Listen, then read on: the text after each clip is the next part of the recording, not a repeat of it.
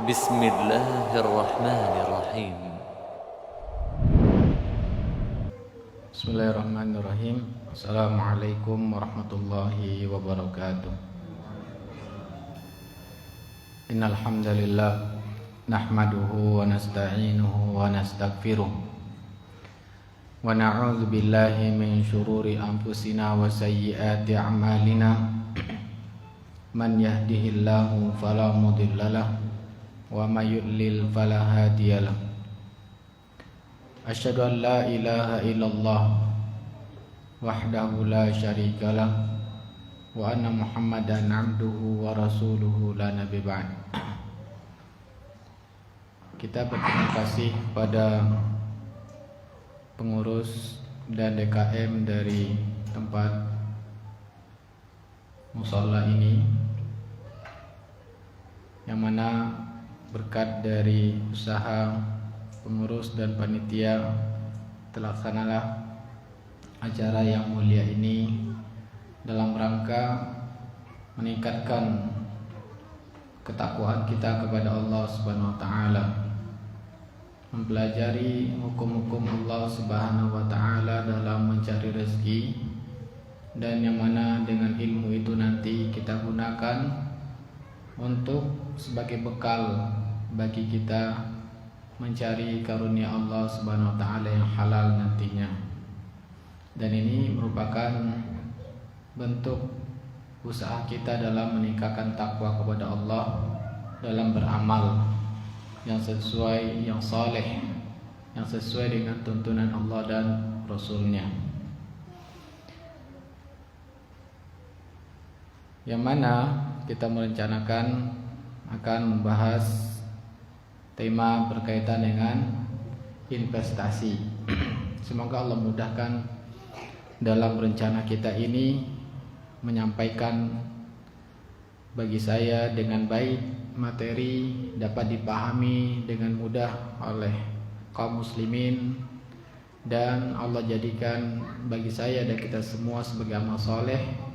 Allah mudahkan kita untuk mengamalkannya di dalam mencari karunia Allah Subhanahu wa taala. Kaum muslimin, kaum muslimat yang dirahmati oleh Allah Subhanahu wa taala, Allah mewajibkan kepada kita untuk mencari rezekinya di muka bumi ini. Jadi kewajiban seorang muslim adalah berusaha mencari karunia Allah. Dan ini adalah sesuatu yang diwajibkan. Allah mengatakan, fa idza qudiyatis sholatu fantashiru fil ardh wabtaghu min fadlillah. Apabila telah ditunaikan ibadah salat, bertebaranlah kalian di muka bumi dan carilah karunia Allah Subhanahu wa taala. Bentuk perintahnya adalah, bentuk lafaznya adalah perintah, yang mana perintah tersebut pada hukum asalnya adalah wajib. Kemudian Allah memberi batasan, aturan bagi kita dalam mencari karunia tersebut, hanya yang baik dan yang halal saja. Allah mengatakan, ya ayyuhan nas kulu mimma fil ardi halalan thayyiban. Wahai manusia, makanlah yang ada di muka bumi yang halal dan baik. Jadi perintah Allah Ta'ala bagi kita seluruh manusia untuk memakan yang baik dan yang halal saja. Kemudian lebih spesifik lagi, Allah kembali memanggil orang-orang yang beriman. Dan orang yang paling beriman, paling mulia adalah para rasul.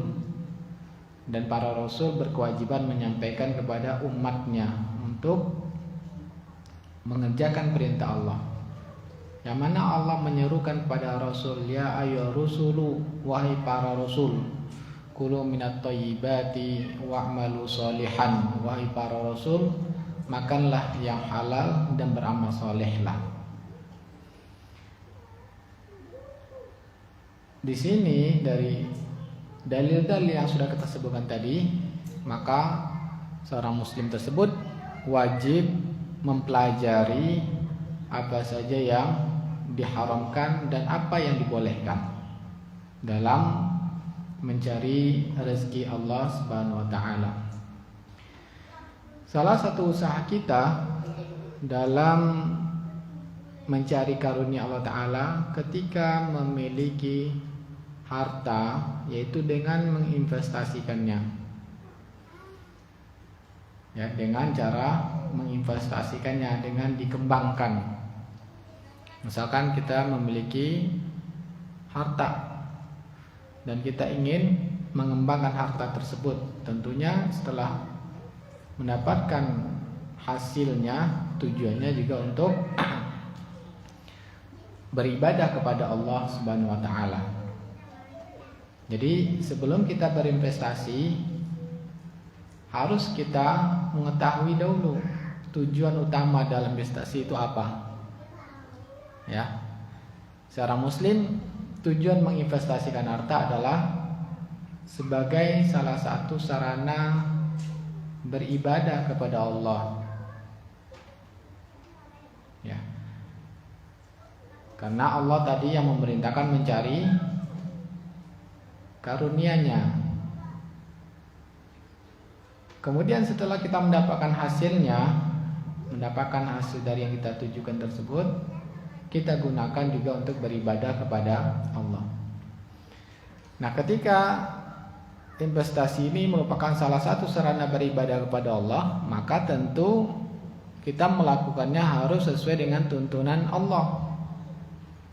Karena ternyata dalam investasi mengembangkan harta ini juga ada tuntunan-tuntunan yang harus kita ikuti, harus kita patuhi supaya dia dianggap sebagai ibadah. Kalau kita melanggarnya, bukan ibadah yang kita dapatkan, tetapi sebaliknya bermaksiat kepada Allah Subhanahu wa taala. Jadi ketika kita akan mengembangkan harta tersebut, ini adalah ibadah. Berarti saya harus mengerjakannya sesuai dengan tuntunan Islam. Kalau saya melanggar tuntunan Islam, berarti saya bermaksiat kepada Allah, saya berdosa. Maka ini ya, maka seorang muslim dia akan berhenti, tidak akan meneruskan investasi semacam itu. Nah, kemudian memang selain dari tujuan kita dalam beribadah kepada Allah, juga mengharapkan keuntungan. Ya. Nah kan, kalau seandainya caranya sudah betul sesuai dengan Islam, tentu keuntungannya halal. Dan halal kita untuk menggunakannya ibadah kepada Allah. Sebaliknya kalau itu haram, pengerjaan itu sudah haram, hasilnya pun tidak ada manfaatnya. Karena kalau yang haram tidak bermanfaat untuk beribadah, mengakibatkan ibadah tidak diterima. Jadi kita mulai dari dasar dulu, kenapa kita berinvestasi, untuk tujuan apa kita investasi. Kemudian jika mendapatkan hasilnya, untuk apa kita akan belanjakannya. Jadi bukan hanya semata-mata untuk mencari keuntungan saja. Apabila kita melakukannya sudah sesuai tuntunan Islam, itu sudah ibadah. Adapun hasilnya itu juga tambahan ketika ya sesuai Islam, Allah berikan tambahan berikutnya. Dengan tambahan perkembangan harta tersebut, kemudian kita gunakan juga untuk beribadah kepada Allah. Nah, inilah yang harus kita perhatikan ketika akan menginvestasikan. Kalau kita perhatikan dalam mengembangkan harta ini, terkadang kita dengan usaha sendiri, ya, dengan cara jual beli sendiri, maka wajib kita mempelajari hukum Islam tentang hukum jual beli. Ya. Terkadang kita butuh pada orang lain, ya, karena kita tidak memiliki keahlian di bidang tersebut.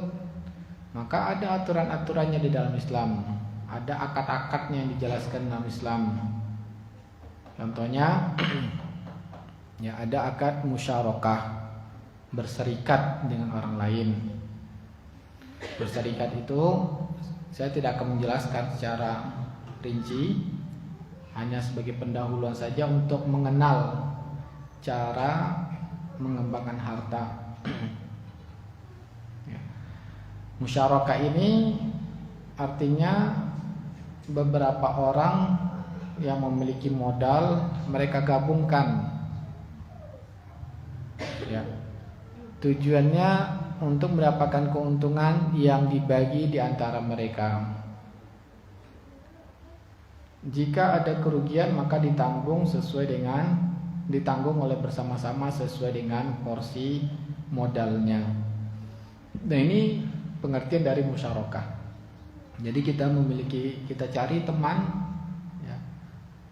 Kalau sendiri tadi, ya, kita sendiri berarti risikonya dalam investasi tersebut semuanya, jika terjadi kerugian kita akan menanggung keseluruhannya.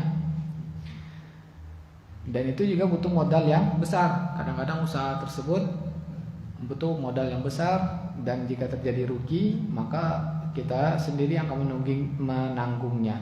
Jika mendapatkan keuntungan maka kita sendiri mendapatkan keuntungannya. Nah, terkadang kita butuh orang lain. Risikonya kecil karena akan ditanggung bersama-sama dan dijalankan secara bersama-sama. Nah, ini kita baru menjelaskan bentuk kontraknya musyarakah.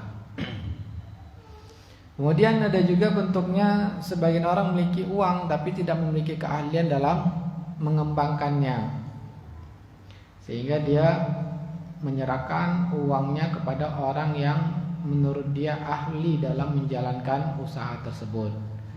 Nah, ini dinamakan dengan akad mudharabah. Mudharabah, salah satu pihak sebagai pemodal dan pihak lain sebagai pengelola. Ya. Jika ada keuntungan dibagi sesuai kesepakatan di antara pihak, dan jika terjadi kerugian finansial maka ditanggung oleh pemodal, sedangkan pengelola menanggung kerugian tidak mendapatkan apa-apa dari pekerjaannya. Nah, ini maksud dengan mudharabah secara umum. Berarti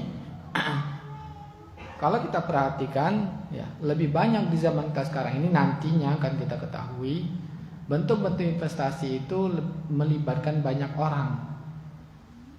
Ya, melibatkan banyak orang. Kalau secara pribadi, ya itu biasanya jual beli atau sewa menyewa. Kita memiliki dagang sendiri, atau kita memiliki aset rumah, properti, kita sewakan sendiri. Ya. Tapi yang biasanya yang lebih banyak masalah ketika melibatkan banyak orang dalam investasi tersebut. Nah, kita bahas dahulu dalam syariat Islam. Kalau kita perhatikan, tujuan syariat Islam adalah untuk menyerukan kemaslahatan, kebaikan, dan menjauhkan orang dari hal-hal yang merusak, memudaratkan. Nah, dengan demikian, kalau kita perhatikan, ya, kerjasama dalam investasi ini adalah untuk kerjasama hal kebaikan. Pasti ini sesuai dengan maqasidus syariah, tujuan syariat Islam. Ya, karena memang syariat Islam itu memerintahkan untuk melakukan kebaikan. Dan Allah juga mengatakan wa ta'awanu 'alal birri wat taqwa, dan tolong menolonglah kalian dalam kebaikan dan ketakwaan. Wala ta'awanu 'alal itsmi wal 'udwan, jangan tolong menolong dalam dosa dan permusuhan. Dalam bentuk kebaikan dan ketakwaan kepada Allah, yaitu melakukan suatu usaha yang sesuai dengan agama Islam. Ini ada suatu ibadah. Mencari rezeki yang sesuai dengan tuntunan Islam adalah suatu ibadah.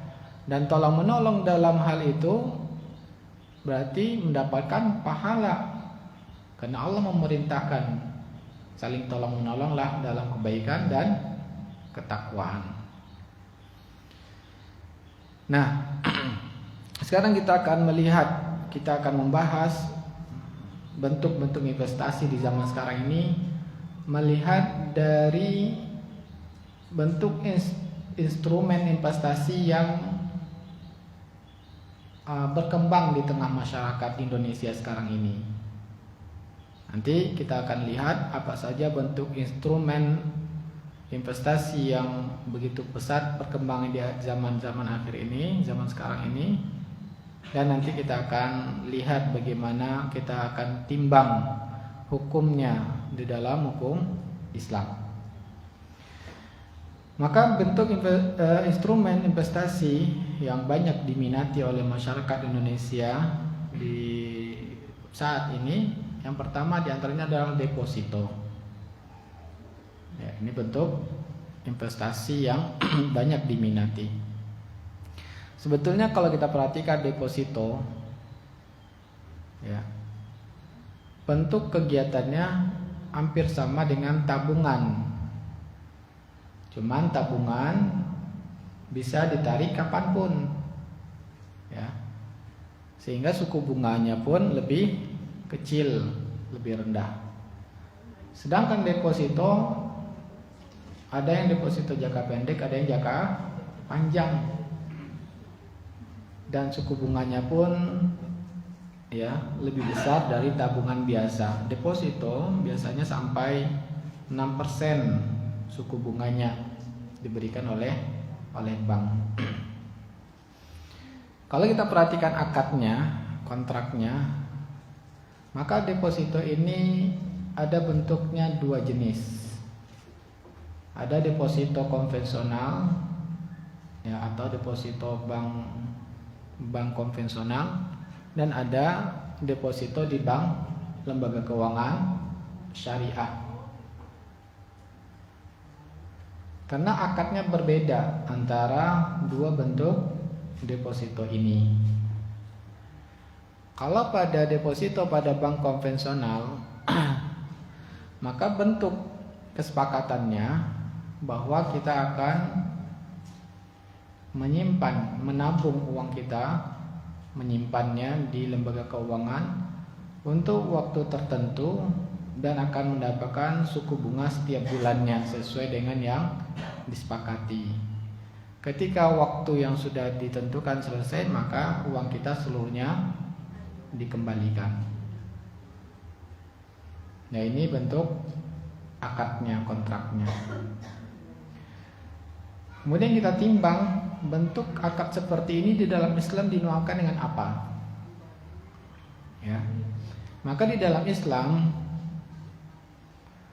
ketika seorang menyerahkan hartanya kepada pihak lain dan pihak tersebut berkewajiban mengembalikan harta tersebut nilainya, maka ini dinamakan dengan qardun. Dinamakan dengan akad apa? Qardun. Atau bahasa Indonesianya biasanya hutang piutang. Mungkin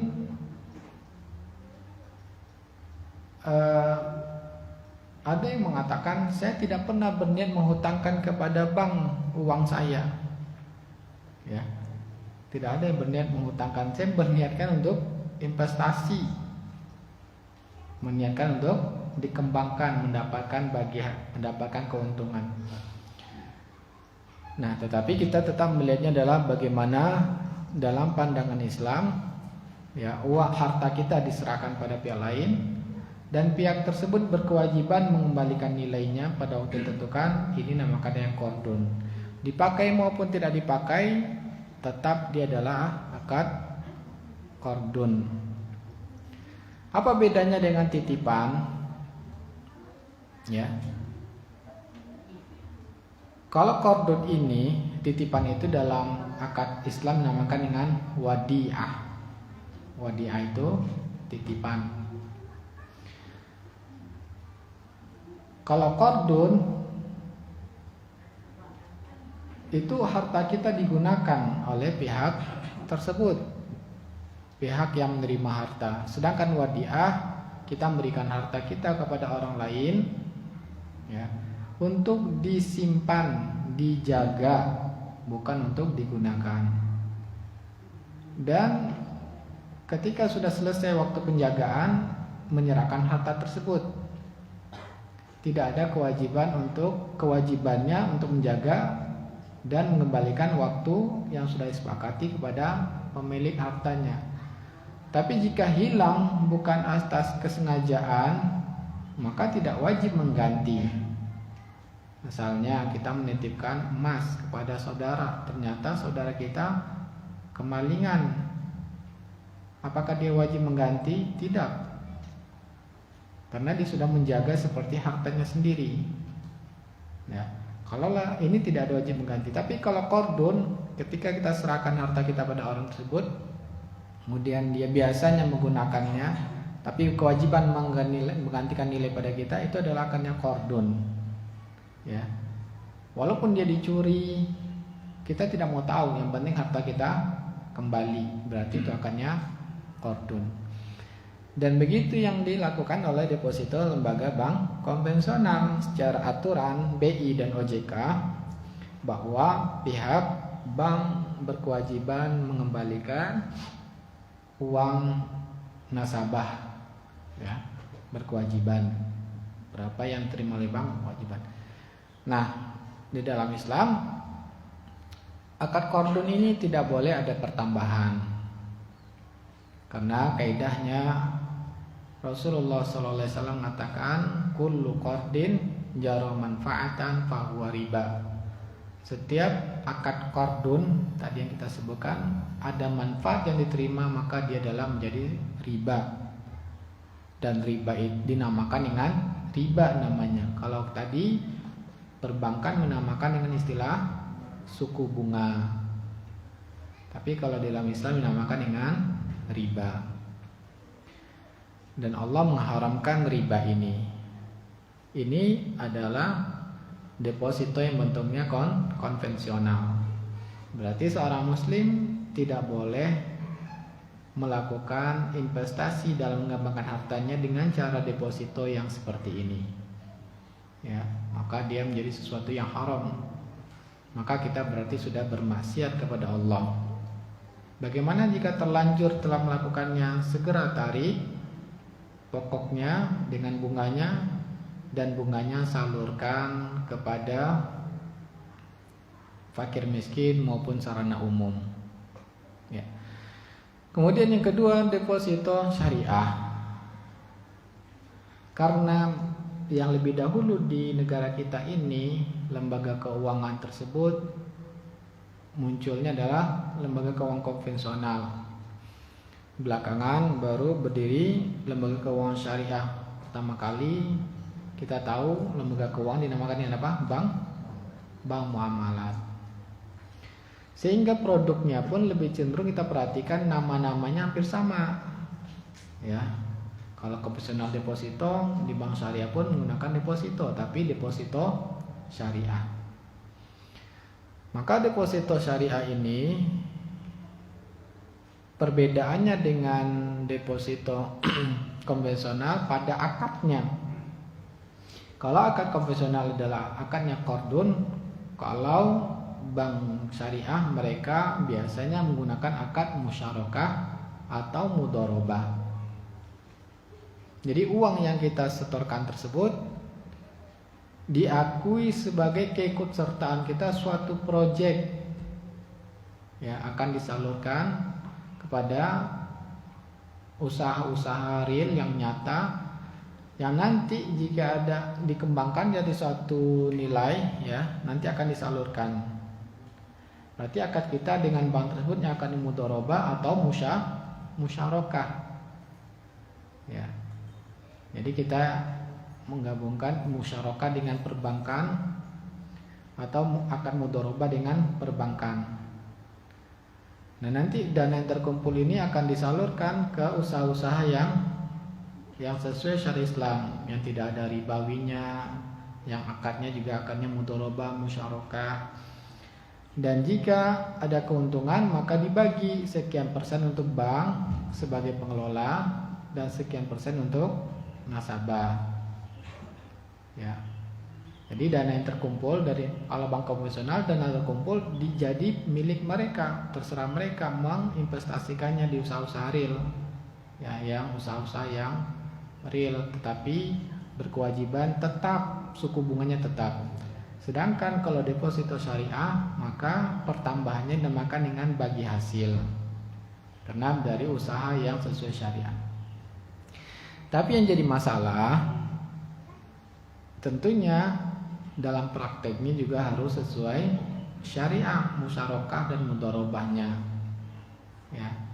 Maka kita pastikan, karena ini adalah akarnya bentuknya syariah sesuai dengan hukum Islam, maka musyarakah dan mudharabah ini tidak ada penjaminan modal kita kembali utuh.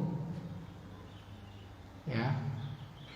Dan jika ada di dalam kontraknya bahwa modal kita akan dikembalikan utuh pada waktu tertentu, maka ini menjadi sama dengan deposito konvensional. Kalau untuk bank syariah berarti dana kita akan digunakan sebagai usaha yang real. Jika ada untung dibagi sesuai untung, jika ada rugi maka berkurang uang kita.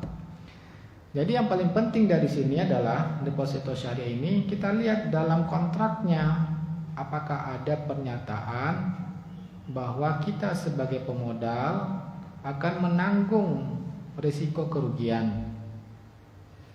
Jika tidak ada klausul tentang menanggung kerugian, hanya menyebutkan bagi untung saja, berarti dipahami di sini bahwa uang kita pasti akan kembali.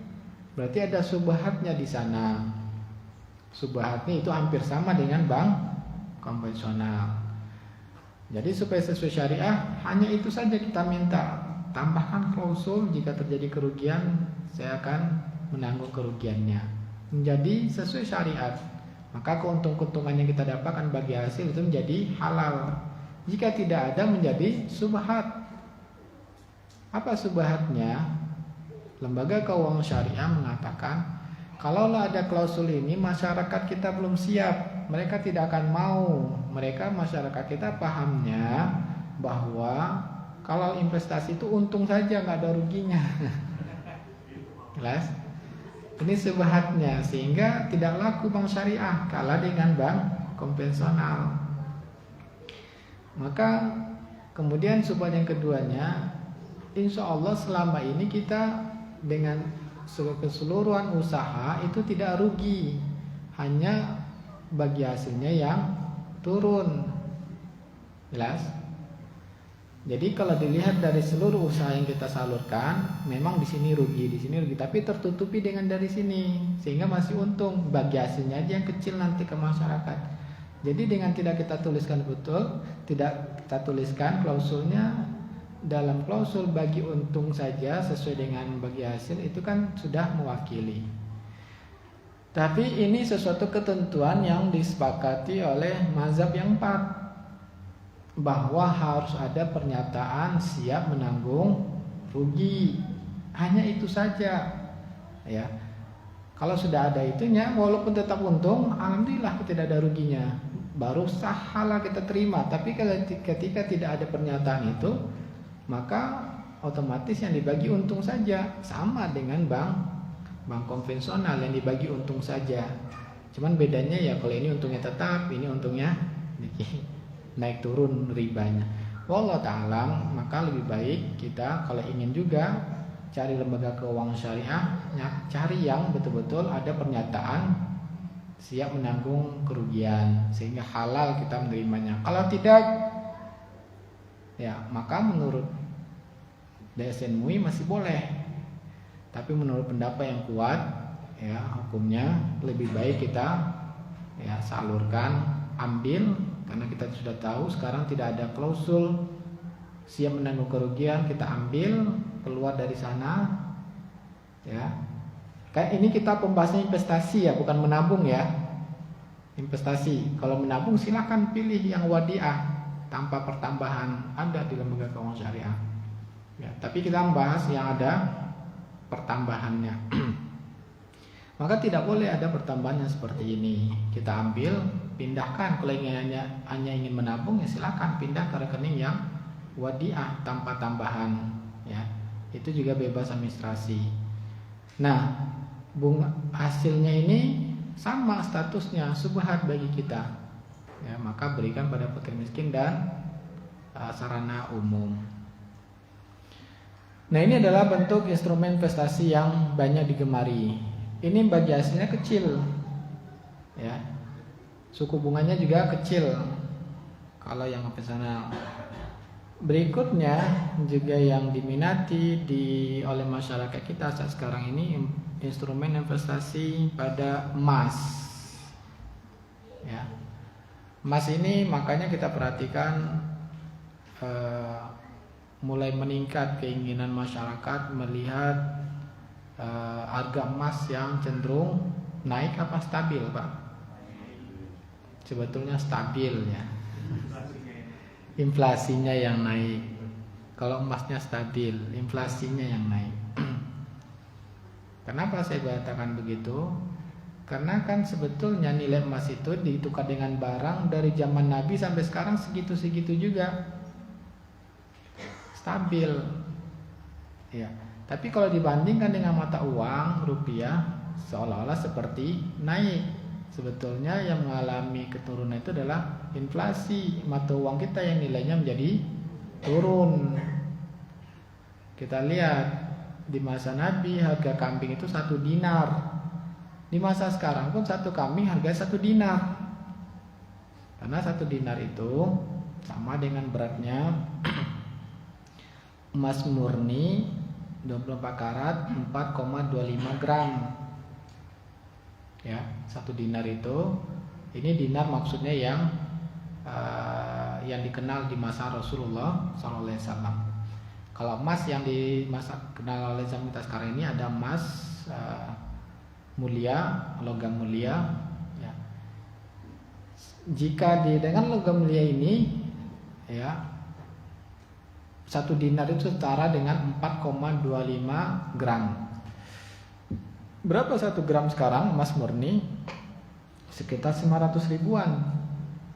Kali 4,25 berapa juta kalau rupiahnya? Hah? Berapa? Anggap saja 1 juta biar gampang, Pak, ya. Berarti 4 jutaan. 4 juta. Kambing untuk kurban berapa sekarang? Iya, segitu juga kan? Stabil. Jadi sama 1 dinar di masa Nabi 1 kambing, di sekarang juga 1 dinar itu 4,25 gram emas itu sama dengan 1 kambing. Tapi kalau kita bandingkan rupiah, dulu harga emas murni itu harganya paling 100 ribu, sekitar tahun 80-an ya.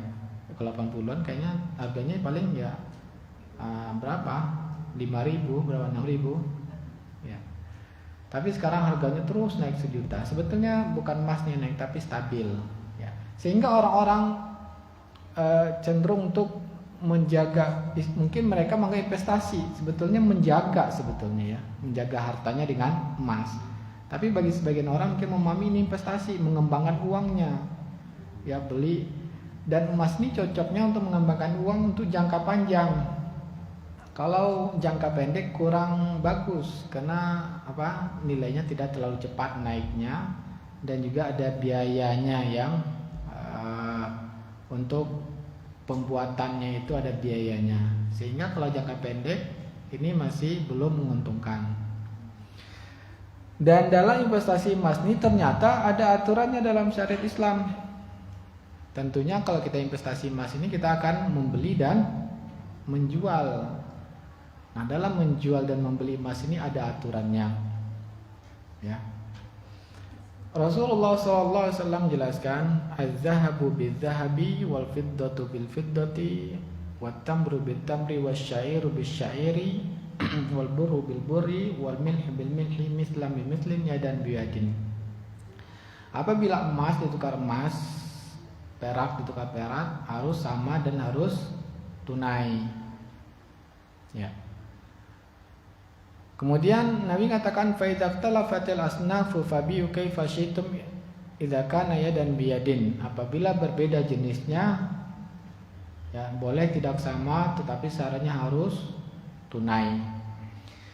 Jadi kita perhatikan di sini, ya, kaidah yang perlu kita pahami dalam membeli emas, bahwa emas ini salah satu komoditi ribawi. yang kita ada kewajiban mengikuti aturan Islam dalam memperjualbelikannya. Ya, ada kewajiban memperhatikan aturan-aturan Islam. Jadi emas adalah komoditi ribawi dan mata uang ini juga adalah komoditi ribawi. Rupiah ini juga komoditi ribawi. Kenapa? Rupiah sudah ada belum di masa Rasulullah SAW? Belum. Tetapi kenapa jadi komoditi ribawi? Bagaimana kita menjadikan rupiah ini sebagai bank ribawi? Padahal dalam hadis Nabi hanya menyebutkan emas, perak, kurma, gandum. Bagaimana caranya? Bahwa yang dimaksud dengan emas dan perak di masa Nabi dijelaskan para ulama termasuklah dinar dan dirham. Ya. Emas, ucapan emas itu termasuklah di masa Nabi itu dinar dan dirham, karena dinar itu terbuat dari emas murni, dirham terbuat dari perak murni. Sehingga termasuklah di sana, dan di masa Nabi mata uang itu adalah dinar dan dirham. Dan di masa kita sekarang ini, ya, mata uang kita berubah menjadi uang rupiah, uang kartal. Maka dia tetap menjadi komoditi ribawi karena sebagai alat tukar. Nah, makanya di dalam Islam, ya, tidak boleh investasi itu pada mata uang. Karena investasi itu kan tujuannya mengembangkan. Tidak boleh jual beli mata uang kalau tidak sesuai syariat Islam. Ya. Contohnya, maksud saya gini. Kita ingin jual beli rupiah. Nah, ini tidak boleh kecuali harus sama. Maka tidak mungkin jual beli rupiah. Kalau jual beli tujuannya keuntungan, paham? Nah, maka orang-orang di musim lebaran dia menjual rupiah baru dengan yang lama. Nah, ini hukumnya haram karena harus sama. Ya. Kalau berbeda harus tunai. Nah, rupiah kita beli emas ini berbeda. Maka Nabi misalkan harus tunai keduanya. Emasnya harus tunai, rupiahnya harus tunai. Maka tidak boleh kita niatnya investasikan emas belinya dengan cara online. Berarti ini haram hukumnya. Atau murabahah emas. Murabah emas itu atau istilahnya di bank syariah berkebun emas. Beli emas, ya, kita punya emas sekarang ini kita simpan di bank syariah, dapat uang 80% nilainya. Kemudian kita tambahkan uang kita beli, paham maksud saya? Misal gini, kita punya emas logam mulia 10 gram. 10 gram ini berarti berapa nilainya? Kira-kira berapa? Berapa juta? Hah? 10 gram kok 9 jutaan. Anggap aja gampangnya 10 juta. Kita taruh, kita ambil program di murabah menabung emas, ya. Menabung emas atau program berkebun emas istilahnya. Dulu ada, nggak tahu sekarang masih ada atau tidak. Kita taruh di bank syariah. Kita bayar penitipan. Kita gadaikan di bank syariah. Kita bayar jasa penitipan, ya. Kemudian administrasi.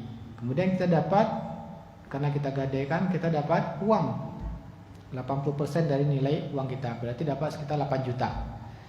8 juta ini, ya, kita tambahkan lagi di 2 juta uang kita. Beli lagi emas di bank syariah tersebut. Ya, paham maksudnya? Gadaikan lagi ke bank syariah. Ini saya titipkan lagi, saya gadaikan. Saya bayar lagi penitipan. Dapat lagi uang 8 juta. Begitu terus. Jadi uang kita banyak di bank syariah. Tujuannya apa? Setelah 10 tahun nanti kita cairkan. Nah, ini dibolehkan atau tidak? Hah?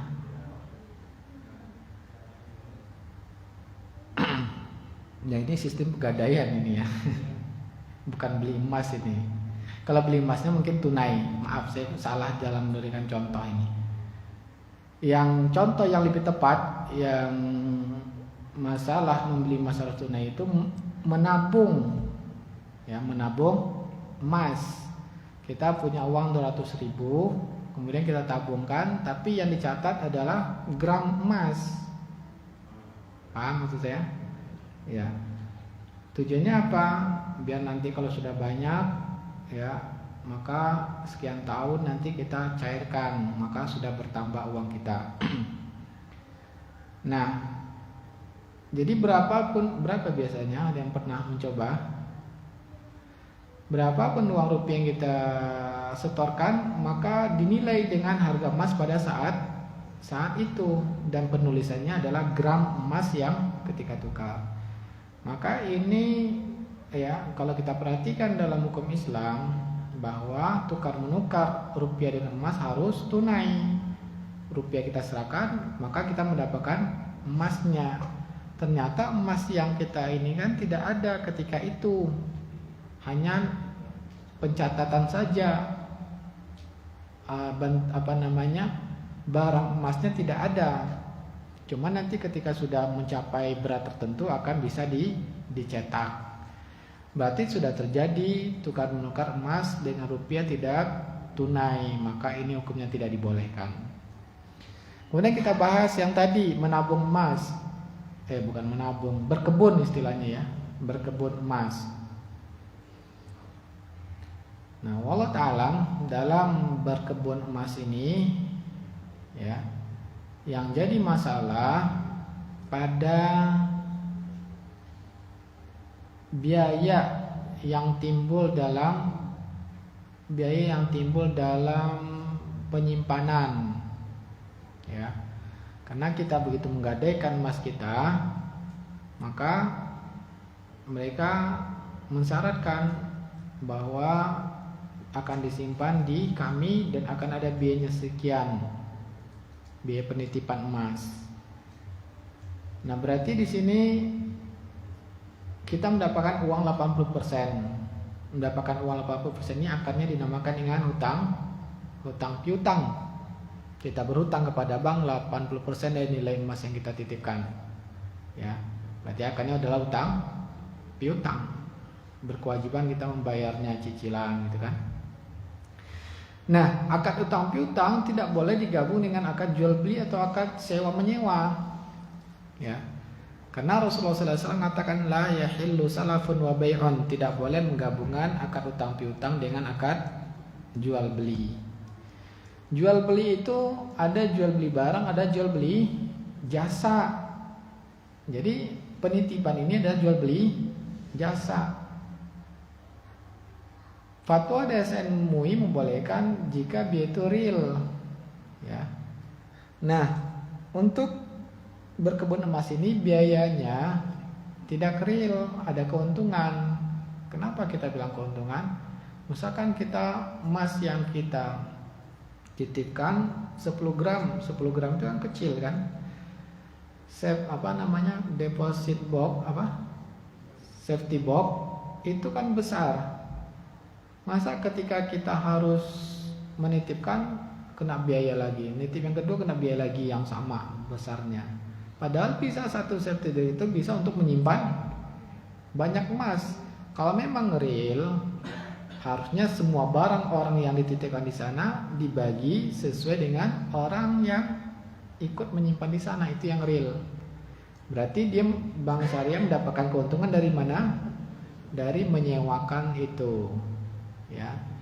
Nah, ini yang dilarang oleh Nabi. Kenapa Nabi melarang menggabungkan akad utang piutang dengan akad jual beli?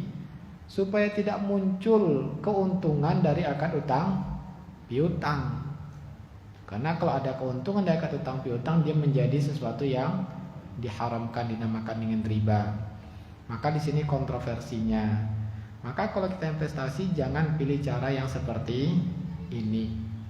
Maka silakan, tidak apa kalau investasi emas, ya. Emas itu lebih baik logam mulia daripada perhiasan. Ya, lebih baik logam mulia. Beli dengan cara sesuai Islam, maka simpan sendiri, beli sendiri safety box-nya ya. Atau bisa juga kita sendiri yang nyewa safety box itu di bank-bank. Dan itu mau berapa kilo bisa kita simpan di sana tanpa ada biaya-biaya yang tadi. Jelas? Nah, itu lebih murah biaya penyimpanannya. Beli sendiri simpan sana, beli sendiri simpan di sana daripada menggunakan program yang ditawarkan tadi. Baik, kita masuk instrumen berikutnya yang banyak digunakan masyarakat. Properti. Nah ini juga apalagi kalau kita tahu daerah-daerah yang akan berkembang pesat ya. Nah, kita bisa investasi di sana sangat menguntungkan. Contohnya daerah kita ini kan daerah sangat berkembang, apalagi ada tol sekarang Pak ya. Harga properti dengan cepat naiknya. Nah, kalau kita perhatikan investasi properti ini berarti juga ada jual belinya. Karena properti ini cenderung harganya mahal, mayoritas orang-orang membelinya dengan cara apa? Kredit. Nah, kita harus tahu hukum Islam tentang cara kredit. Ya. Maka tidak boleh dalam membeli properti ini yang ada kreditnya itu dengan pembiayaan pihak ketiga, kecuali ya pembiayaan ketiga itu dengan cara akad yang dibolehkan sesuai syariah. Ya. Jadi lebih yang baik itu adalah jadi pembiayaan ketiga itu maksud saya, contohnya kita akan membeli rumah dengan developer. Kita DP ke developer, ya. Kemudian developer menawarkan kepada kita sisanya itu akan ditalangin, akan dibayarkan oleh pihak ketiga, ya. Kemudian sisanya itu akan ditalangin oleh pihak ketiga. Kita mendapatkan pinjaman pembiayaan dari pihak ketiga. Kemudian kita mencicil pada pihak ketiga tersebut. Kalau terlambat ada bunganya misalkan. Ya.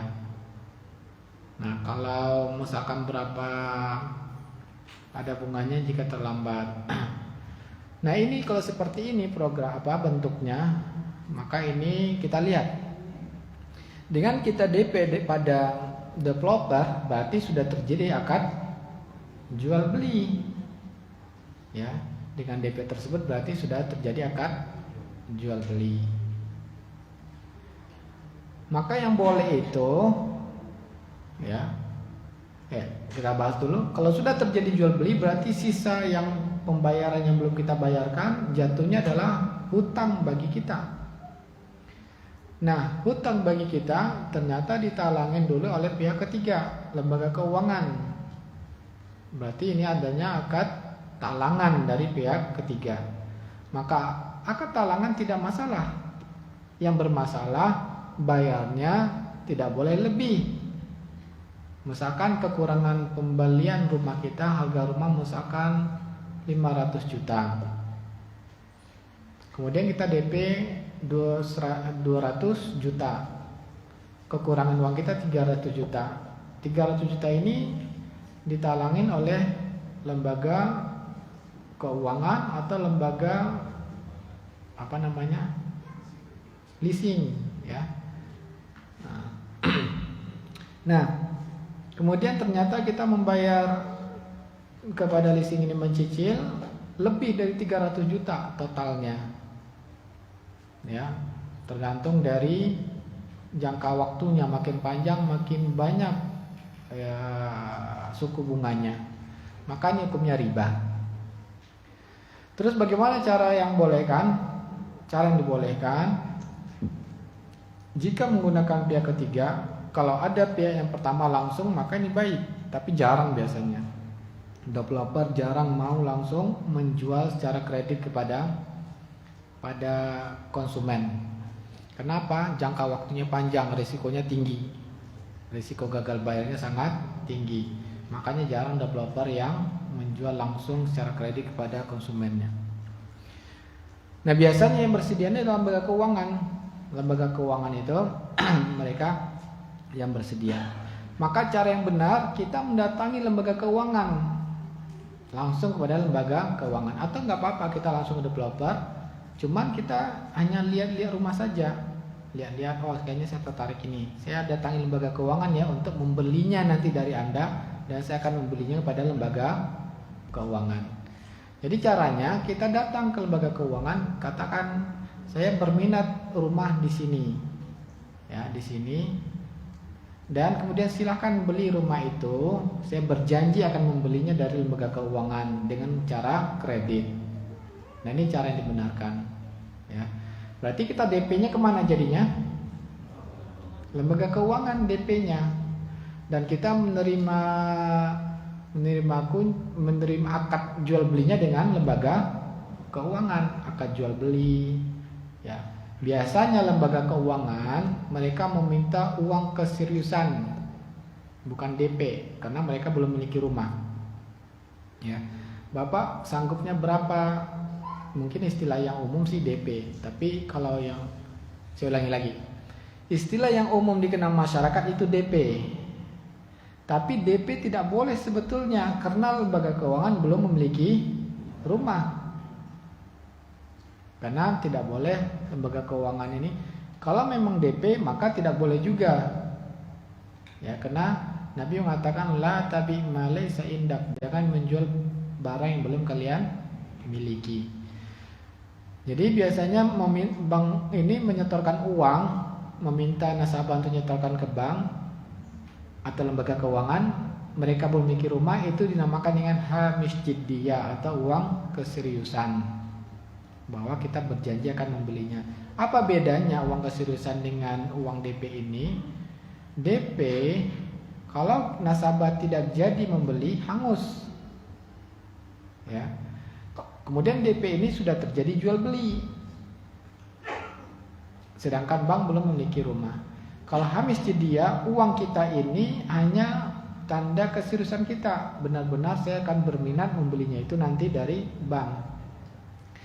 Status uang ini belum sebagai tanda jadi, tapi hanya titipan. Jadi bisa ditabungkan pada akad mudharabah pada bank, buka akad tabungan mudharabah. Jadi uang kita akan disalurkan ke akad mudharabah, berarti dikembangkan, maka kita dapat bagi hasil. Jika bank sudah membeli rumah, baru nanti ditarik oleh bank. Paham maksud saya? Ditarik sebagai DP. Atau bisa juga sebagai akad wadiah, titipan. Jadi bisa caranya dengan titipan.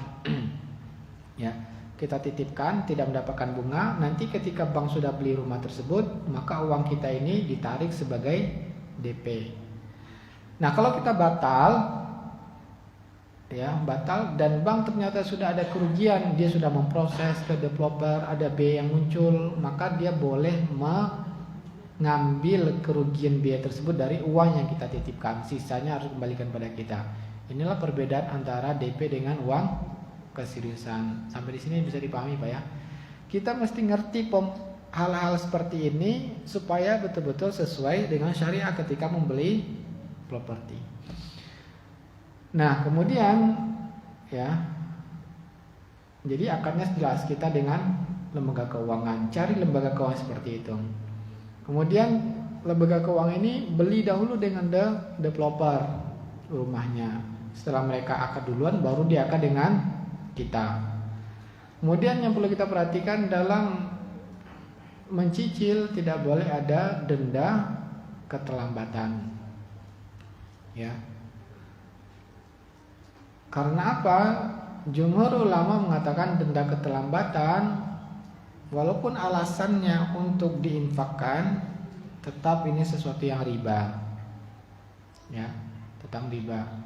Imam Malik mengatakan kalau seandainya penalti sebagai supaya orang tidak zalim, supaya dia tidak ingkar janji dalam kontrak, dan juga nanti hasilnya diberikan fakir miskin, itu dibolehkan. Ya, jadi diwajibkan untuk menginfakkan, artinya diambil dan diinfakkan pada fakir miskin. Imam Malik katakan boleh. Saya ulangi lagi. Jadi lembaga keuangan katakan Bapak kalau terlambat nanti Bapak bayar denda sekian, dan kami ambil itu bukan untuk kami akui sebagai pendapatan, tapi nanti kami akan salurkan pada fakir miskin.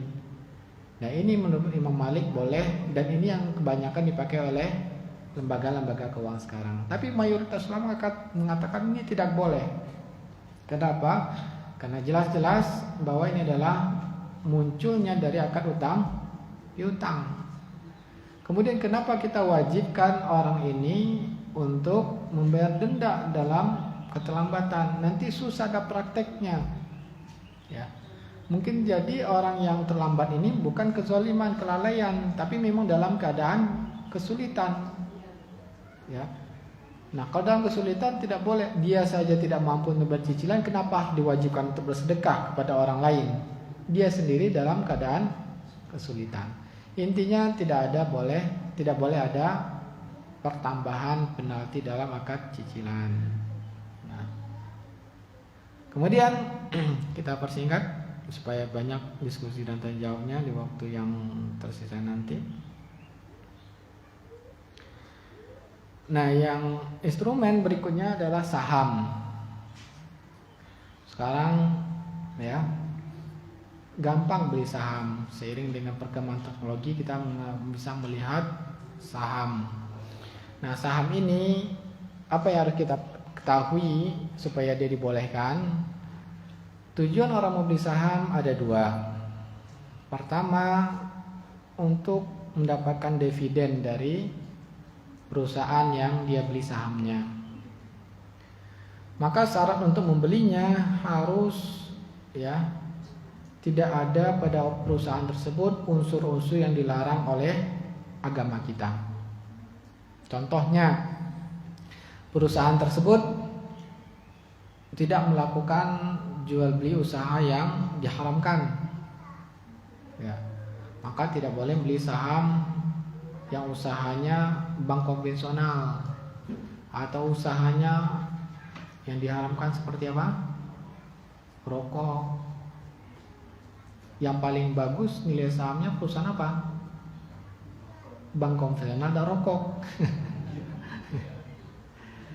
Ya, itu yang bagus nilainya. Ya, jadi usaha-usaha yang diharamkan di dalam Islam tidak boleh kita lakukan. Kemudian terjadi perbedaan para ulama tentang perusahaan yang memiliki pinjaman ribawi. Saya ulangi lagi. Para ulama mengatakan boleh kita membeli saham perusahaan dengan syarat perusahaan tersebut tidak melakukan hal-hal yang diharamkan. Ya. Kebanyakan perusahaan itu di zaman kita sekarang ini punya pinjaman ribawi atau tidak di lembaga-lembaga konvensional? Punya rata-rata. Ya. Maka Majma' Fikih mengatakan tidak boleh kita membeli perusahaan yang punya pinjaman ribawi karena kita status kita sebagai pemilik, berarti kita ikut memiliki ikut berserta dalam hal yang diharamkan adanya pinjaman ribawi. Ya. DSN MUI membolehkan dengan syarat tidak melebihi 40% dari semua asetnya. Kalau IOV membolehkan kurang dari 30% dari asetnya. Ya. Nah, ini terjadi perbedaan para ulama. Dalam pendapat yang kuat adalah pendapat Majma' Fikih. Kenapa kita membolehkan yang 40% ke bawah, 30% ke bawah dari total aset, sedangkan mengharamkan yang bunga bank berapa persen bunga bank? Bunga bank palingan ya maksimal per tahun berapa persen? 3%, 2%, per tahun 12% ya. Allah alam. Jadi kecil bunga bank itu. Diharamkan. Kenapa kita bolehkan yang pinjaman perusahaan sampai ya 30%, kemudian 25%? Maka pendapat yang kuat, ya Allah ketika mengharamkan sesuatu tidak boleh kita bermain-main. Tapi ulama yang boleh kan ada alasannya. Apa alasannya? Tidak mungkin bisa membuat satu perusahaan yang besar kalau tanpa lembaga keuangan konvensional di zaman kita sekarang ini. Contohnya, perusahaan kita untuk memenuhi kebutuhan masyarakat air, maka butuh apa? PDAM. Tidak mungkin bisa langsung bikin sarana air yang begitu besar tanpa pembiayaan lembaga keuangan konvensional, karena lembaga keuangan syariah belum cukup dananya untuk membiayai proyek-proyek ini, paham? Listrik, untuk membuat suatu perusahaan sekarang listrik kita UAP ya, perusahaan UAP itu belum cukup uang bank syariah, mesti pembiayaan dari bank konvensional. Sehingga oleh karena itu ulama membolehkan, karena sifatnya apa? Listrik, air itu kan kebutuhan masyarakat yang darurat di zaman sekarang ini. Sehingga bolehlah kalau pinjamannya itu kurang 40%, kalau 30% kurang, paham? Sehingga perusahaan ini ya geraknya halal, tapi memang tidak bisa menghindari itu. Maka kita katakan iya itu untuk usahanya. Tapi bagi antum bagi kita yang akan membeli sahamnya, penting nggak bagi kita? Darurat atau tidak untuk menginvestasikannya beli sahamnya? Silakan pilih sendiri. Kalau untuk membuat perusahaannya iya darurat. Tapi bagi kita untuk menginvestasikan uang kita, apakah darurat bagi kita untuk membeli perusahaan itu? Ya silakan ya, ditimbangkan. Nah, ini kalau ingin beli saham tujuannya adalah untuk mendapatkan dividen bagi hasil. Kalau tujuannya trading, dan ini yang menarik ya, karena trading itu kalau kita bisa menganalisanya, wah bisa cepat kaya. Salah analisa langsung jadi gila. Ya. Karena begitu menantang menjual beli saham ini ya, maka orang-orang yang cerdas biasanya selalu untung dia. Tapi kalau orang kurang cerdas ya lebih banyak ruginya. Karena dibutuh analisa angka. Pada hakikatnya ya para ulama mengatakan kalau tujuannya untuk trading, kita lihat bentuknya. Kita beli pagi ini, kita memperkirakan di siang atau sore akan naik atau besok akan naik. Maka begitu naik kita langsung jual. Ya. Berarti ya, kita sudah melakukan jual beli saham tapi tidak ada serah terimanya. Yang dilakukan hanya menerima selisih uangnya saja. Penutupan kita terima selisih uangnya, penutupan kita terima selisih uangnya, paham? Ya. Jadi serah terima saham itu sendiri tidak ada. Maka Nabi mengatakan la tabi syai'an hatta takbidahu. Jangan menjual sesuatu engkau sampai melakukan serah terimanya. Artinya bolehnya kita menjual suatu barang kepada menjualnya lagi, kita harus menerima dulu barang itu. Jelas? Bolehnya kita membeli beras untuk dijual, bayar berasnya, terima berasnya, baru kita boleh menjual ke orang lain. Tidak boleh kita menjual beras ya, berasnya masih di tempat penjual pertama, kita bayar, langsung berasnya dikirim ke orang lain ya, langsung dikirim saja pada pihak yang terakhir. Nah itu tidak dibolehkan, karena Nabi tadi mengatakan tidak boleh menjual sesuatu hingga engkau menguasainya, menerima dulu. Jadi tidak ada serah terimanya. Dan serah terima saham ini butuh 3 hari ya, butuh 3 hari. Karena prosesnya memang butuh 3 hari. Misalkan kita beli saham, nah supaya saham itu memang tercatat nama kita, maka proses 3 hari. Nah kalau 1 hari 2 hari berarti tidak ada serah terimanya. Jadi pada hakikatnya ini jual beli gharar atau dikenal dengan judi ya. Makanya ini pada hakikatnya judi, hanya main uang saja, jual uang beli uang yang lebih untung ya. Pada hakikatnya ini adalah judi dan riba. Makanya ini dilarang, diharamkan oleh para ulama.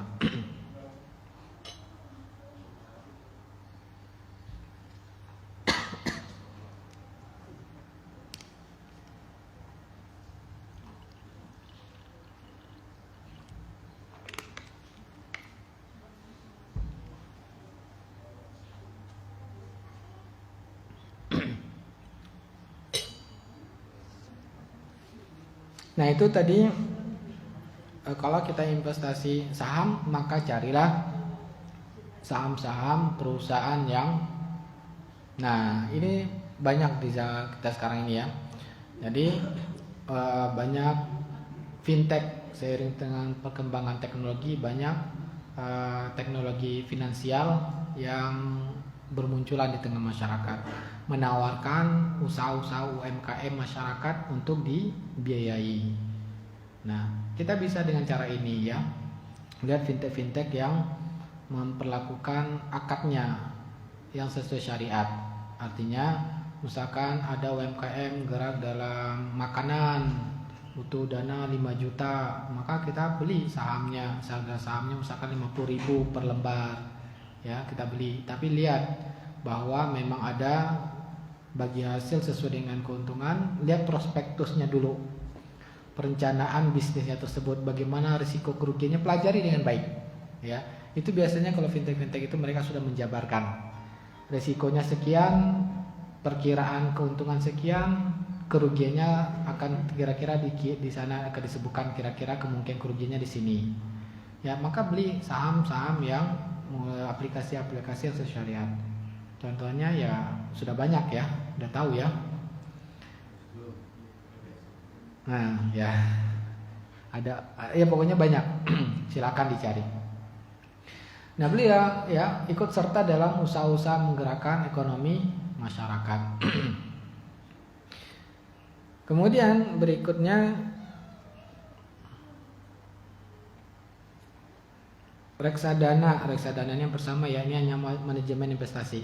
Reksadana, maka ada reksadana konvensional, ada reksadana. Kalau reksadana konvensional berarti akan dibelikan uang yang kumpul dari para nasabah, itu akan disalurkan, dikembangkan oleh reksadana ini ke saham-saham konvensional. Mereka tidak perhatikan halal dan haram, maka jangan investasi reksadana yang konvensional.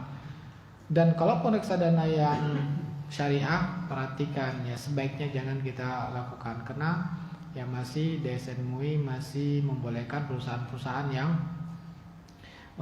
pinjamannya di bawah 20%, berarti akan disalurkan pada membeli saham-saham yang perusahaan-perusahaan ini, karena memang sedikit ya usaha-usaha yang sesuai syariah itu masih sangat sedikit, jadi kemungkinan ya untuk masih pelaksanaannya belum maksimal. Jadi lebih baik kalau ingin yang betul-betul menyelamatkan kita, belilah ya saham-saham yang kita jelas ya, walaupun kecil ya, atau kalau mungkin usaha-usaha kecil, kalau kita kurang menarik ya silakan bikin usaha sendiri ya, itu lebih besar untungnya bagi kita. Kemudian yang terakhir peer to peer lending. Nah, ini yang tadi kita sampaikan ya, sangat banyak sekarang ini bentuk-bentuk fintech yang menawarkan dan banyak mengecamnya. Ada yang menawarkan suku bunga sistemnya konvensional, maka tentunya ini haram bagi kita. Ada yang caranya dengan akad yang sesuai Islam, yaitu musyarakah, mudharabah. Peer to peer ini berarti perusahaan ini hanya sebagai wakil. Mereka menyediakan sarana, mereka mendapatkan upah dari aplikasi mereka, dan mereka akan melaporkan uang kita ini dikembangkan oleh usaha-usaha tersebut. Jadi mereka yang akan membantu kita. Jadi ini juga sangat berkembang pesat sekarang ini ya, banyak fintech-fintech yang menawarkan bagi orang memiliki uang untuk menyalurkan uangnya kepada usaha real, dan orang-orang memiliki usaha mendapatkan modal dari uang yang dikumpulkan dari masyarakat. Jadi keduanya saling menguntungkan. Maka pilihlah fintech-fintech yang sesuai syariat, baca syarat dan ketentuannya dengan baik, jangan sampai ada unsur-unsur pada hakikatnya hanya memberikan bunga. Ya, inilah saya rasa bentuk-bentuk investasi yang begitu banyak diminati masyarakat di zaman sekarang ini, dan tentunya waktu kita tidak akan cukup jika membahas secara rinci, dan selanjutnya kita akan perdalam dengan tanya jawab. Silakan. Ya, silakan, ada langsung, silakan langsung. Waalaikumsalam warahmatullahi wabarakatuh. Ada satu instrumen lagi Ustaz, mungkin terkait investasi itu asuransi. Nah, di dalam produk asuransi juga banyak nih Ustaz. Ada dana pensiun, terus biaya apa untuk kuliah atau sekolah anak. Nah, itu dalam hal kita berinvestasi ke salah satu apa namanya instrumen itu diperbolehkan atau tidak. Terus yang kedua terkait pembiayaan tadi yang properti. Kalau kita sudah terlanjur KPR, karena seperti itu ya. Nah, ini kita belum punya dana untuk melunasi kalau seperti itu. Nah, berarti setiap bulan itu angsurannya kita membayarkan kelebihannya. Nah, dalam hal seperti itu gimana setelah yang terlanjur itu? Apakah cari dana untuk tutup gitu ya, atau kita cari kita jual atau maksudnya kita besar sendiri gitu ya, atau seperti apa? Ya. Terus yang Jangan banyak-banyak Pak. Ini banyak juga pertanyaannya. Kebagian ini. Ya, bagus. Instrumen investasi yang tidak kita sebutkan tadi adalah asuransi. Asuransi ada yang konvensional, ada yang syariah. Tapi saya nggak paham kalau instrumen asuransi konvensional di mana letak investasinya? Apa yang dijanjikan kalau konvensional Pak? misalnya kalau kita mau beli untuk dana pensiun, tapi kita tahu kita bayar di pusat premi. Oh, Nanti nilai manfaat yang kita dapat karena kita mau ambil yang untuk 500 juta misalnya. Gitu. iya. Kita cicil tuh premi per bulan sekian, sekian. Gitu, Ustaz. Tapi ketika nanti di tengah jalan kita tidak membayar, Iya. Itu yang konvensional ya. Baik, ya betul. Baik. Jadi misalkan bentuk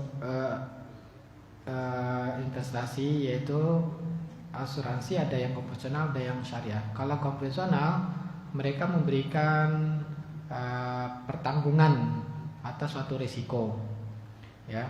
Contohnya risiko untuk kematian, atau investasi mungkin lebih cenderungnya untuk pendidikan ya, investasi. Nah, ketika nanti bapak anaknya kuliah, nah maka kami akan berikan biaya sampai sekian ratus juta misalkan ya, itu diberikan tunai. Tapi bapak mencicil. Nah, kalau konvensional, cicilan ini dianggap sebagai pendapatan mereka. Berarti kita jual beli dengan mereka. Ya, jual beli dengan asuransi ini, yaitu apa yang kita dapatkan? Pertanggungan ketika anak kuliah, uang sekian, begitu kan? Dan kita membayar, berkewajiban membayar premi bulanan ya. Dan ini tentu kalau konvensional ini akannya adalah jual beli ya. Kalau kita perhatikan di mana letak investasinya, uang yang kita bayar premi itu jauh lebih besar nanti tanggungan yang akan kita dapatkan, ya kan? Begitu dapat anak kuliah, maka kita akan mendapatkan biaya pertanggungan yang lebih besar dari premi yang kita bayarkan. Nah, kalau anak kita mati misalnya, gimana? Apa katanya Pak? SMP mati anak kita, nggak jadi kuliah, gimana? Ada ikut lagi. Oh, kalau gitu Bapak juga harus ikut asuransi kematian gitu. Oh, ada asuransi kematian lagi. Nah, kemudian gagal saya kerja ini. Oh, udah asuransi kerja Pak. Semuanya kita diikut asuransi Pak. Pada hakikatnya kita sampaikan ini seandainya saya dipecat ini dari pekerjaan saya, ya udah asuransi pekerjaan ya. Maka kita disuruh ikut asuransi seluruhnya, asuransi pendidikan, pekerjaan, kematian. Kemudian diberikan hak pertanggungan. Intinya para ulama mengatakan ya ini sebetulnya hakikatnya kita tukar uang dengan uang ya. Uang kita bayarkan ini tersebut sebagai mendapatkan pergantian dari tanggungan yang akan mereka berikan. Maka ternyata berbeda nilainya ya. Nah, kemudian ini juga ada unsur ghorornya ketidakjelasan. Maka letaknya adalah keharamannya adalah pada riba dan ghorornya. Kalau yang konvensional, oleh karena itu para ulama mengatakan seluruh bentuk asuransi konvensional, seluruh bentuknya, maka itu adalah haram karena ada unsur riba dan ketidakjelasannya. Makanya sekarang ini banyak orang-orang nasabah asuransi merasa ditipu. Begitu penyaluran sulit turunnya, ya, ditipu mereka, tidak turun-turun. Intinya itu ada sesuatu yang diharamkan, bukan kasus. Mungkin dijawab itu kan hanya kasus per orang aja. Nah, tapi kita katakan para ulama sudah mengharapkannya. Bagaimana dengan asuransi syariah? Nah, bentuknya uang yang kita kumpulkan dari nasabah mereka tidak diakui sebagai uang mereka. Kalau konvensional itu diakui sebagai pendapatan, mereka ambil. Tapi kalau syariah itu tidak. Uang kita setorkan itu adalah dikumpulkan, ya, yang terkumpul dari anggota itu dikumpulkan, disalurkan ke proyek-proyek yang akan mengembangkan hasil. Kalau syariah berarti dana terkumpulnya akan disalurkan pada proyek dengan cara musyarakah, mudharabah. Nah, ketika kita ada pertanggungan, maka kita mendapat hadiah dari anggota. Contohnya asuransi pendidikan. Begitu anak kita ternyata mendapatkan pertanggungan kuliah, maka kita dapat hadiah dari anggota ini. Mau kamu kuliah dulu, anak kamu kuliah duluan ya, udah kami beri bantuan kuliah. Paham maksudnya? Bentuknya, bentuk kontraknya. Jadi itu. Jadi uang kita serahkan itu bukan dimiliki oleh perusahaan, tapi dia menjadi uang nasabah, tapi yang dikelola. Nah, di mana letak investasinya? Letak investasinya jika dana yang disalurkan ke proyek-proyek ini dapat untung, itulah yang dibagi kepada kita para anggota, sehingga kita mendapatkan lebih dari sana. Paham maksudnya? Ketika penyalurannya kita mendapatkan lebih karena ada pertambahan dari dana yang kita setorkan. Di sana letaknya. Yang jadi masalah prakteknya, ya, itu penyalurannya banyak yang masih pengembangan dana itu belum maksimal. Sedangkan dituntut bahwa kita akan, kalau tidak dikembangkan itu akan rugi perusahaan tersebut karena operasionalnya kan besar, biaya karyawan segala macam, sehingga dituntut untuk harus dikembangkan dana tersebut. Tapi dalam penyaluran investasinya banyak tidak sesuai syariat. Paham maksud saya? Karena proyek-proyek itu masih banyak yang pelaksananya belum sesuai syariat. Akhirnya ya sudah disalurkan saja pada yang belum sesuai syariat. Sehingga dengan demikian bagi hasil yang kita terima tersebut, ya, ini yang sampai pada saya masih terdapat yang haramnya. Jelas? Lebih baik, bagaimana yang lebih baik? Jangan kita ikuti asuransi tersebut. Ya, lebih baik kita sendiri yang kembangkan. Paham Pak maksud saya? Silakan kalau ada tanggapan. Ada tanggapan? Terkadang tadi kita sebagai nasabah kan nggak tahu nih katakanlah dia tuh katakanlah dia syariah, cuman kesempatan itu tadi belum maksimal. Apakah itu bisa jadi landasan kita tuh tidak tahu bahwa ya tidak terima itu ya udah kita tahu bahwa tidak akan mendapatkan di sini. Sekarang sudah saya kasih tahu, Pak. Tadi mungkin alasannya tidak tahu. Sekarang sudah saya kasih tahu. Ya, Allah Ta'ala ya kalau meneruskan ya silakan. Ya. Ya, jadi mungkin bisa saja berlepas diri. Ya udah, itu kan sudah ada pengawasnya, Ustaz, pengawas syariahnya yang diatur. Ya Allah Ta'ala masih boleh kalau memang alasannya begitu. Paham maksud saya? Ya, tapi yang saya sampaikan tadi menjadi pertimbangan. Nah, karena pasti setiap asuransi syariah pasti ada dewan pengawasnya, dan dewan pengawasnya itu juga mereka bertanggung jawab. Nah, wallahu taala a'lam. Apa tadi Pak pertanyaan berikutnya? Kalau kita terlanjur, Allah mengatakan faman ja'ahu mau'izatun mir rabbi fantaha. Siapa yang sudah sampai peringatan dari Allah maka berhenti. Cuman cara berhentinya bagaimana Ustaz? Gitu kan? Nah, cara berhentinya bagaimana? Kalau kita belum bayar, cara berhentinya intinya hanya pada berhenti ribanya. Kalau transaksinya sah, transaksi jual belinya sah, yang jadi masalah persyaratan ada bunganya itu. Ya. Misalkan kalau kita pakai leasing, ya pakai leasing, maka pinjam berarti leasing kita statusnya kan akan utang piutang kan, karena jual belinya developer. Pinjaman kita itu sah. Yang berdosa, yang tidak boleh itu yang mana? Tambahannya itu yang tidak boleh. Paham maksud saya?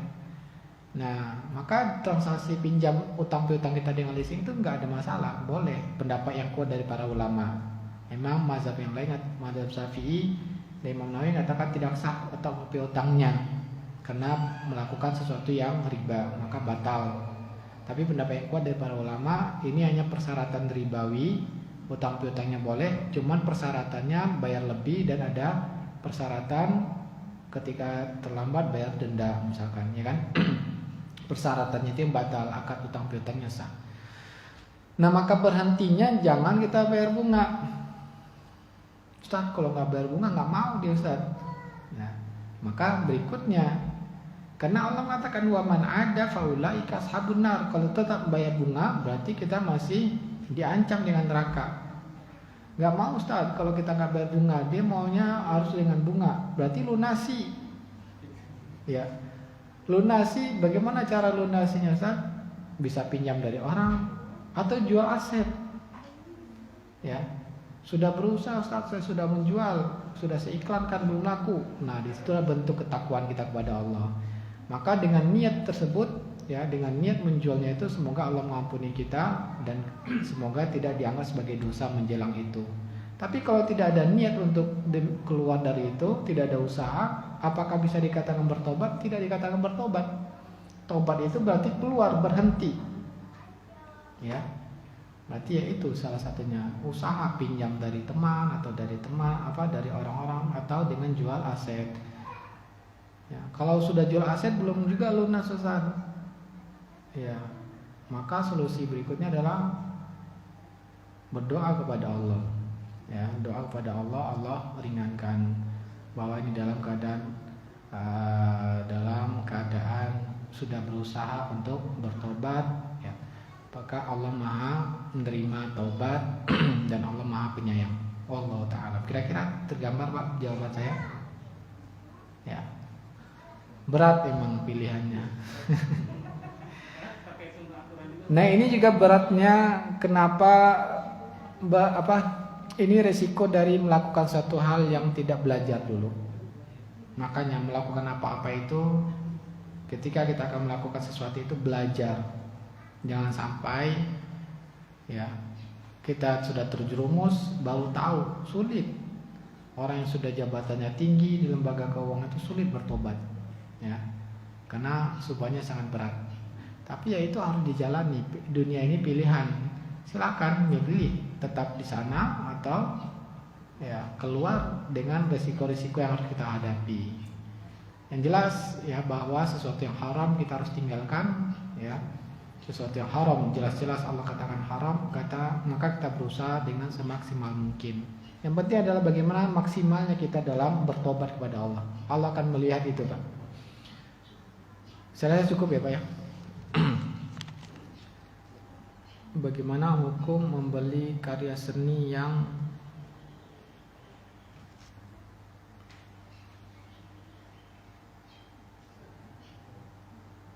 subjeknya tidak jelas, apakah termasuk gharar?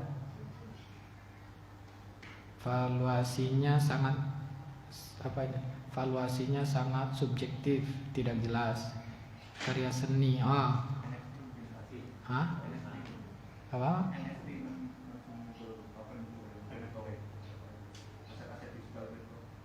Ini karya seni, Pak. Kripto itu karya seni? Betul. Di situ di dunia kripto itu ada NFT berupa karya seni digital. NFT. Jadi sebetulnya karya seni tapi digital. Bentuk karya seninya seperti apa? File. File. Misalkan foto, atau hasil karya pakai Photoshop. Tapi itu yang dijual di salah satunya. Jadi NFT itu seperti Anda sebagai pemilik sah dari karya seni. Kalau ada orang lain yang punya hasilnya tapi kopiannya, ciptanya, iya. Dan kalau dengan teknologi apa tadi istilahnya? NFT itu blockchain biasanya dibunyinya dengan blockchain. itu untuk jadi bisa ini Pak ya, jadi bisa penelusurannya dari awal sampai kemana-mana itu bisa terdeteksi dengan baik ya teknologi itu. Jadi hasil karya itu tidak ada standar nilainya seperti apa sih? hanya dikembalikan pada pasar. Ya, kepada yang membeli. Pembeli kalau banyak pembeli naik harganya, kalau sedikit peminatnya turun nggak seberapa nilainya, itu dibolehkan, nggak ada masalah. Ya, dibolehkan kalau memang demikian, dikembalikan pada harga pasar. Ya. Yang pertanyaannya pada apanya ini sebetulnya? Membeli karya seni boleh, nggak ada masalah kalau karya seni tersebut tidak bertentangan dengan menurut Islam. Kalau misalkan memang ada karya seninya Pak ya. Nah kalau seandainya bertentangan, ada auratnya yang diumbar, maka tidak boleh, haram hukumnya. Tapi kalau karya seni yang masih sifatnya dibolehkan, maka ya jual belinya boleh saja. Adapun harganya kembali kepada pasar boleh saja, tidak ada masalah. Ya, karena memang harga itu secara hukum ekonomi dari zaman dulu sampai sekarang pun ya tergantung dari permintaan dan itu kesediaan barang. Silakan Pak. Menyambung tadi Ustaz, di NFT dan di karya seni itu yang pernah saya baca itu perlakuannya adalah pakainya pakai mata uang kripto, cryptocurrency itu gimana? Ini yang ditanyakan bukan itu, yang ditanyakan hanya hukum belinya. Misalkan transaksi itu di NFT itu misalkan ada karya seni yang dipasarkan di suatu web, kemudian tapi mata uangnya pakai kripto gitu. Kriptonya itu yang ada apa enggak? Kripto itu kan ada juga yang apa namanya distandarkan dengan emas gitu kan? Ada yang tidak. Nah kalau tidak ada standarkan ya maka ya jelas ngoror. Tapi kalau ada standarisasinya, kriptonya diakui, maka boleh. Contohnya standarisasinya euro atau emas atau dolar, standarisasi kriptonya, maka masih dibolehkan. Ya tapi kalau kriptonya hanya dikembali kepada nilai pasar, ya maka itu pada hakikatnya tidak ada yang menjaminnya. Negara manapun tidak ada yang berani menjaminnya, maka itu ya hukumnya gharar. Para ulama mengatakan itu haram hukumnya ya. Tapi kalau ada standarnya, distandarkan dengan rupiah, kan ada negara kita yang mengatur nilai rupiah. Kalau emas ada internasional yang mengatur nilai emasnya. Dolar ada negara Amerika mengatur dolarnya. Wallahu ta'ala.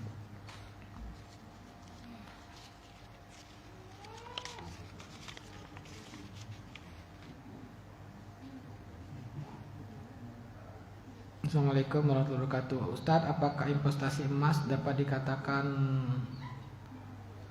instrumen investasi terbaik sepanjang masa? Investasi jangka panjang pendidikan apa yang paling cocok? Wah ini pertanyaannya nggak bisa saya jawabnya nih. Ya, wallahu alam, terbaik sepanjang masa saya nggak tahu maksudnya gimana. Saya bukan ahli ekonomi dalam investasi. Saya hanya menjelaskan hukum syariah saja, Bu ya. Kalau ini pertanyaannya sudah pada pakar investasinya, Bu. Ini nggak tahu nih bapak-bapak, ibu-ibu yang bertanya. Kemudian pendidikan yang paling cocok. Pendidikan paling cocok itu ya maksudnya apa ini? Investasi, bentuk investasinya atau pendidikannya? Karena pendidikan itu sendiri juga investasi. Ya, mengajarkan anak Al-Qur'an, ketakwaan pada Allah itu investasi untuk akhirat ya. Nah, tentunya yang mengajarkan pada Al-Quran. Nah, itu yang bisa saya jawab. Wallahu ta'ala. Silakan pertanyaan langsung. Ada yang bertanya langsung? Dari ibu ada pertanyaan langsung?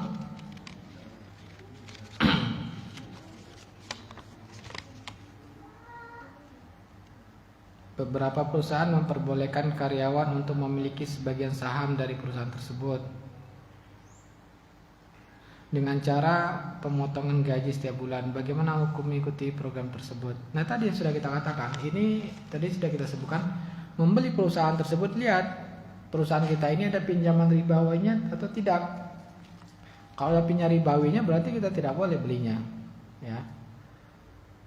Nah itu silakan, antum tahu di mana tempat bekerja, tahu itu bagaimana hukumnya.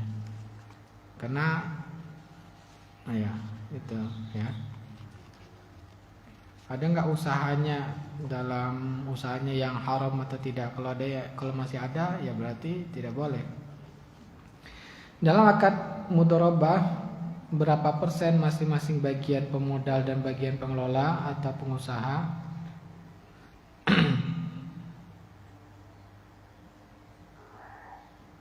Bagian apanya? Bagian untung atau bagian ruginya nih? Dalam akad mudharabah, berapa persen masing-masing bagian pemodal dan bagian pengelola? Bagian modal atau apa ini pertanyaannya? Uang kertas apakah termasuk bentuk subhat? Siapa yang bertanya ini? Nah, silakan Pak.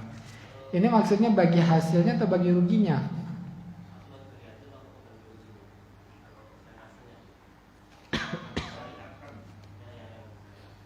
Ya, akad mudharabah yang ditanyakan ya.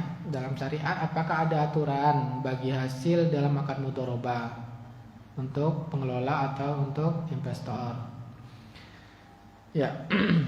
Mudharabah tadi kita sudah jelaskan, salah satu pihak sebagai pemodal, pihak lain sebagai pengelola. Apakah ada aturannya dalam Islam persentase keuntungannya? Nah, kalau keuntungan itu dikembalikan pada kesepakatan, syariat tidak mengaturnya. Kalau tidak diatur ya dilihat kembali, yang berlaku adalah al-'adah muhakkamah ya.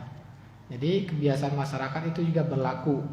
Dilihat usaha ini yang berlaku di masyarakat seperti apa. Jadi gini, aturan dalam Islam, hukum dalam Islam, hukum itu ada hukum Islam, ada hukum kebiasaan ya.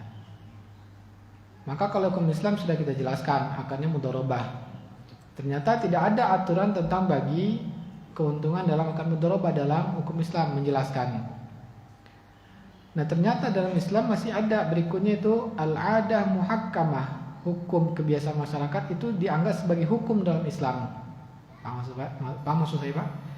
Jadi hukum yang berlaku di masyarakat dalam bisnis ini seperti apa bagi hasilnya biasanya itu akan berbeda dari satu jenis bisnis dengan bisnis yang lain. Maka itu berlaku kalau tidak diatur. Paham maksudnya? Kalau tidak diatur, ya udah kita jalan saja. Ya, ini uang saya, silakan kembangkan untuk usaha apa Pak contohnya? Usahanya apa contohnya? Hah? Apa?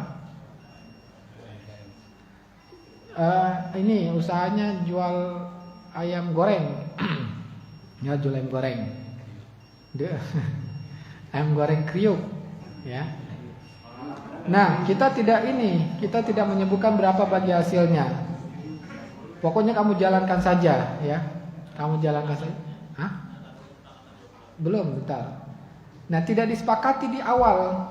Maka kalau tidak disepakati di awal, bagaimana penentuan bagi hasilnya? Dikembalikan kepada hukum yang berlaku. Dilihat, tanya, kamu bagi hasilnya berapa orang-orang yang mengerjakan? Paham maksud saya? Paham Pak ya? Ini kalau tidak diatur.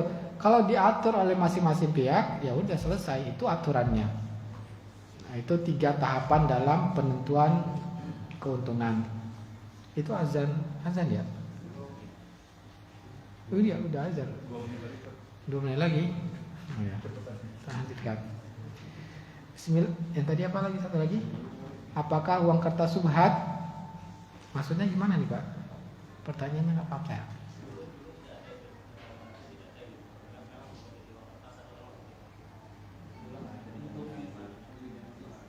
Subhat itu kalau dalam Islam ya, al-halalu bayyinun wal haramu bayyinun wa ma bainahuma mushtabahat. Yang halal itu jelas, yang haram itu jelas. Di antara tidak haram, tidak halal itu yang subhat. Uang kertas ini halal apa haram? Nah, itu pertanyaan dahulu.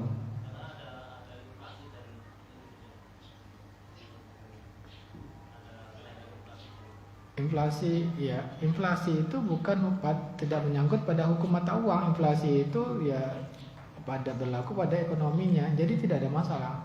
Penggunaan mata uang itu halal karena itu memang sudah yang berlaku, ada kebiasaan masyarakat dan kebiasaan kita diatur oleh pemerintah. Jadi undang-undang negara Indonesia mengatakan yang berlaku adalah uang kertas, maka itu yang berlaku. Jadi masalah mata uang ini ya itu sebetulnya tidak diatur dalam Islam, dikembalikan saja pada masyarakat. Makanya mata uang itu ya kalau kita lihat dahulu ada yang bentuknya kain, ada bentuknya emas, ada bentuknya batu, terserah. Itu yang berlaku di masyarakat. Tidak ada yang mengatakan batu ini subhat, uang dari kertas ini subhat, tidak ada. Jadi hukum itu ya kalau tidak diatur Allah kembali kepada masyarakat. Jadi nggak ada masalah pada hukum uang kertas ini. Wallahu ta'ala. Panitia gimana? Ini masih banyak kan? Hah? Saya kasihan, kayaknya bapak-bapak ibu-ibu lapar. Kita cukupkan saja ya. Kita cukupkan.